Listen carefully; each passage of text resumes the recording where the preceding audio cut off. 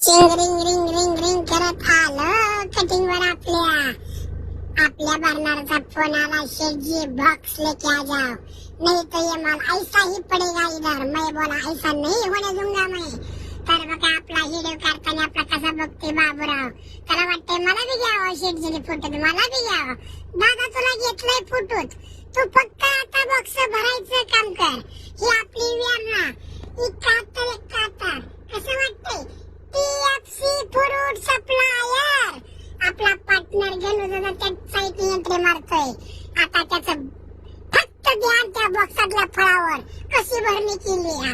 पण काय नाही अडचण मित्रांनो, भरणी टापच केली। बारीक माल असल्यामुळं सगळा त्या बॉक्साच्या वर आला होता। पण आम्ही म्हणलं आमचा मॅनेजर बघा कसा दिसतोय तिकडून, काळा टी-शर्ट घातलेला, तो म्हणजे आपला माल भरणारा मॅनेजर। पण आमचं गणेशराव दम काय निघाला त्यांना माल बघितल्याशिवाय। पप्पू शेठ माल बघा मग ताल करा, आता काय खरं नाही। एकच नंबर माल, रेड डायमंड पिरो 24 कॅरेट सोनं, याला म्हणायचं 24 कॅरेट सोनं। होय होय 24 कॅरेट सोनंच म्हणतोय मी बी। मित्रांनो कसा रेट लावलाय टकाटक मध्ये हा।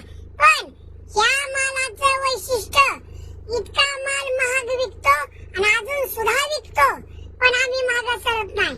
आम्ही फक्त क्वालिटीचाच माल घेतो आणि क्वालिटीचेच पैसे घेतो। मला पण दम निघाला माल बघितल्याशिवाय हा। तेवढ्यात आमचा बाबूराव म्हणतोय, ठाकूर ये हात मुझे दे दो।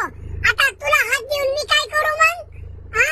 कुठल्या हाताने फळ बघू? पण नाही, तर अशा प्रकारे आंब्याच्या झाडाखाली त्या शेतकरी दादाने कटिंग टाकली होती। पोरांची मेजवानी केली, पोरांना खायला दिलं चांगलं चांगलं।